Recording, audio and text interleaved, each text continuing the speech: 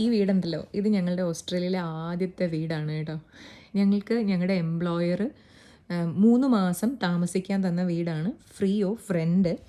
നമ്മുടേതായിട്ടുള്ളൊരു വീട് കണ്ടെത്തുന്നവരെ ഇവിടെ 3 മാസത്തേക്ക് നമുക്ക് ഫ്രീ ആയിട്ട് താമസിക്കാനായിട്ട് തന്നതാണ്.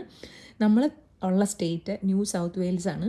ക്വീൻസ്ലാൻഡിൽ റീജിയണൽ ഏരിയാസിലോട്ടും റൂറൽ ഏരിയയിലോട്ടൊക്കെ പോയിട്ടുണ്ടെങ്കിൽ 6 മന്ത്സ് 1 ഇയർ വരെ നമുക്ക് ഫ്രീ ഓഫ് റെൻറ്റ് കിട്ടും എന്നാണ് എൻ്റെ ഒരു കേട്ടുകേൾവി.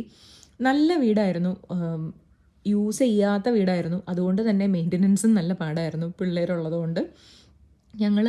ഞങ്ങളുടെ വീട്, അതായത് ഞങ്ങൾക്കായിട്ടൊരു റെൻറ്റഡ് ഹോം ഞങ്ങൾ സെർച്ച് ചെയ്ത് കണ്ടുപിടിച്ച് മാറണ നേരത്തെ ഞാനെടുത്ത ഒരു വീഡിയോ ആണിത്.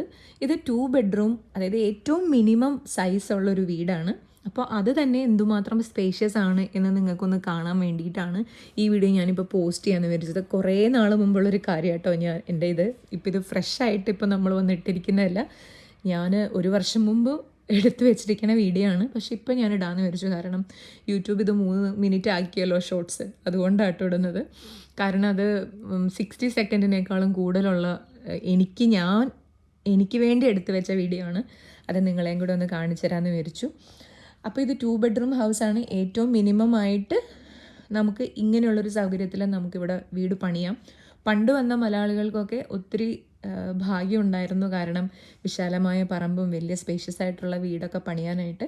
പക്ഷേ ഇവിടെ കോസ്റ്റ് ഓഫ് ലിവിങ്ങും ഹൗസിങ്ങും അതിലൊക്കെ വളരെ വലിയൊരു ബ്ലൂമാണ് ഉണ്ടായിരിക്കണേ. അതുകൊണ്ട് തന്നെ നമുക്ക് ഇപ്പോൾ വരുന്ന ആളുകൾക്കൊന്നും അയർലൻഡിൽ നിന്ന് വലിയൊരു ഇൻവെസ്റ്റ്മെൻ്റ് ഒന്നും ഇല്ലാതെ വരുന്നവർക്ക്, അല്ലെങ്കിൽ UK എന്നൊക്കെ വരുന്നവർക്ക് അത്യാവശ്യം പാടായിരിക്കും സേവ് ചെയ്ത്. ഇവിടെ നിന്ന് വന്നിട്ട് സ്ക്രാച്ച് ഫ്രം ദി ബിഗിനിങ് ഉള്ളവർക്ക് കുറച്ച് പാടായിരിക്കും വലിയ വലിയ സൗകര്യങ്ങളിലോട്ടൊക്കെ പോകാൻ. പക്ഷേ ഇത്രയും സൗകര്യം നമുക്ക് മിനിമം കിട്ടും എന്ന് നിങ്ങളൊന്ന് കാണിച്ചു തരാമെന്ന് വെച്ചിട്ടാണ് ഞാനിപ്പോൾ ഈ വീഡിയോ പോസ്റ്റ് ചെയ്യുന്നത് കേട്ടോ.